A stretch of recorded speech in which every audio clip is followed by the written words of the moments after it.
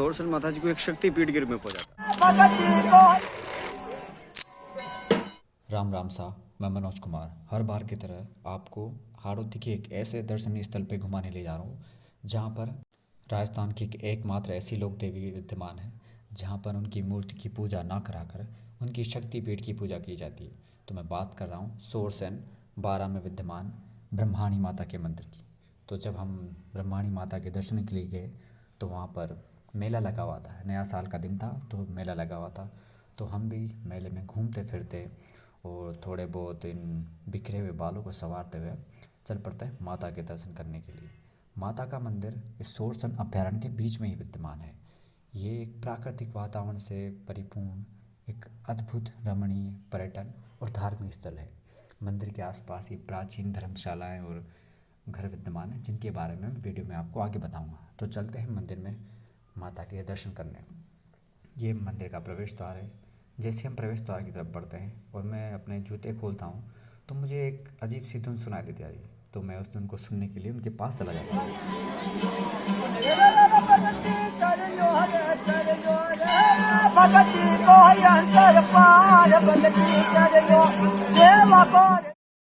इनके संगीत में विद्यमान अद्भुत स्वरों को सुनकर मैं जल से आचमन कर कर मंदिर में दर्शन के लिए चला जाता हूँ।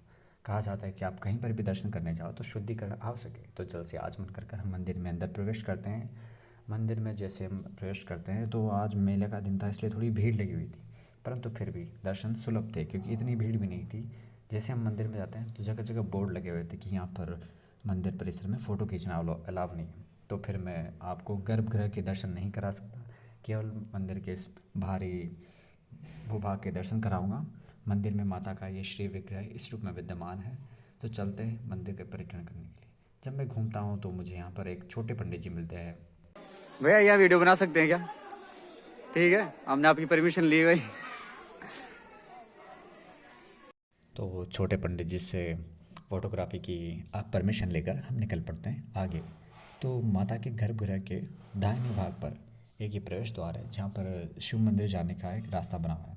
तो प्रवेश द्वार पर इन 18 योगियों की अलग अलग मुद्राओं में प्रतिमाएं बनी हुई थी। वो वाकई में कुछ अलग संकेत दे रहे थे, तो मैंने उन्हें भी नोटिस किया और वीडियो में दिखाना ज़रूरी समझा। तो चलते हैं यहाँ से आगे महादेव के मंदिर के दर्शन करने। ये मंदिर बताया जाता है कि माता के मंदिर से भी प्राचीन है, अर्थात ये महादेव यहाँ पर पहले से विद्यमान थे माता के मंदिर से पूर्व। और जब हम मंदिर के परिसर में प्रवेश किए तो हमने यहाँ पर जैसे शिवलिंग को देखा तो वाकई में गर्भगृह आधार तल से बहुत ही नीचे, जैसे अब अभी आपको अंदर चल के दिखाते हैं इसमें कि शिवलिंग कितना नीचे विद्यमान है। जैसे भीड़ को चीर के हम आगे पहुँचे तो अब आप देख सकते हो कि कितना नीचे शिवलिंग विद्यमान है। ये शायद इन मंदिरों की खासियत होगी जो आधार तल से इतना नीचे शिवलिंग विद्यमान है। तो इस परिसर के भी दर्शन कर कर कहा जाता है कि इसी परिसर के आसपास माता के चरण चिन्ह विद्यमान है जो ढूंढने पर ही मिलते हैं। मेरे कानों में फिर से वही संगीत गूंजने लग जाता है तो मैं सुनने के लिए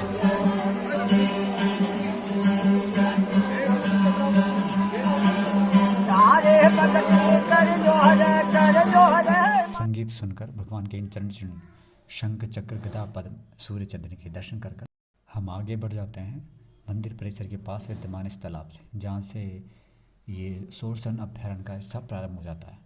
तो यहाँ से धीरे धीरे आगे बढ़ते हैं।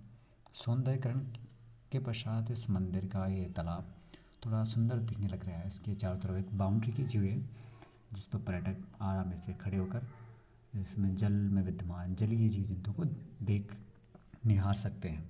तो हम भी चलते हैं दर्शन करने के लिए। बिल्कुल अद्भुत शांतिपूर्ण ये अभयारण्य के जंगल हैं और इन्हीं जंगलों में घूमते फिरते अब मैं मंदिर से जुड़ी हुई रोचक कहानी के बारे में आपको बताऊंगा। ध्यान से सुनिएगा। हमारे बालाजी जिले में सोरसन माता जी को एक शक्तिपीठ के रूप में पूजा जाता है, जिनमें मूर्ति की पूजा ना करके माता की शक्तिपीठ की पूजा की जाती है। तो चलते हैं और भी अच्छी अच्छी जगह सोरसन। कहा जाता है कि इसी गांव में एक किसान था जो अपने खेत में खेती कर रहा था। तभी उसका हल किसी पत्थर से टकराता है और स्वर्ण में परिवर्तित हो जाता है। तो वो एक पारस पत्थर था। माता रात्रि में सपने में आकर उस किसान को दर्शन देती है और अपनी प्रसन्नता जाहिर करती है। तो धीरे धीरे उस किसान की प्रसिद्धि सब जगह फैलने लग जाती है। तो ऐसे ही पहुँचते पहुँचते वो बात यहीं के पास के राजा के पास पहुँच जाती है। तो राजा उस पारस पत्थर को किसान से लेने के लिए बलपूर्वक प्रयास करता है। इस प्रयास के कारण किसान इसी झील में उस पारस पत्थर को पटक देता है, जिसके कारण राजा के क्रोध का परिणाम किसान को परिवार को भुगतना पड़ता है। उसके पश्चात किसान की बहू माता को अपशब्द कहती है कि आप ही के कारण हमारे ऊपर ये विपदा आई है।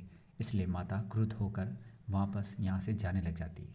तभी वो किसान वापस आकर माता को आवाज़ देता है कि हे माँ, आप यहीं रुक जाइए, इन्हें क्षमा कर दो, इन्होंने अज्ञानतावश आपको ऐसे अपशब्द कहे होंगे। मैं आपसे विनती करता हूँ कि मैं जब तक तीर्थ दर्शन करके वापस ना आ जाऊँ तब तक आप यहीं रहिएगा। तो किसान तीर्थ से वापस लौट कर आ नहीं पाता, ताकि माता हमेशा यहीं रहकर यहीं के लोगों का उद्धार करे। तो आज भी माता यहीं पर विद्यमान है। माता के मंदिर के पास ही एक छोटा सा एरिया है, बिल्कुल पेड़ों से सटा हुआ, चारों तरफ पेड़ ही पेड़ हैं बिल्कुल। और तो और इन पेड़ों में जैसे बिल्कुल शांति, केवल मैं ही घूम रहा हूँ मूर्खों की तरह। और बोलते हैं मूर्ख लोग ही महान होते हैं, इसका मतलब मैं महान हूँ। चलो थोड़ी बची कुची कहानी और सुनाता हूँ। कहा जाता है कि जब माता जा रही थी तो किसान ने उसे पीछे से आवाज़ दी जाती, तो इसलिए माता के पार्श्व की पूजा ना कर कर माता की पीठ की पूजा की जाती है।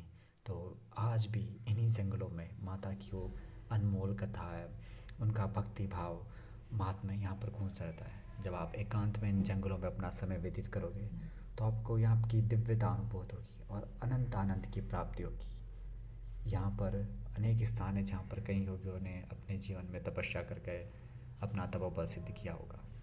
जगह जगह वनों में बिल्कुल शांतिपूर्ण वातावरण है। तो मेरे पैर मुझे इधर उधर घुमाते फिराते जंगल में आगे ले आते हैं।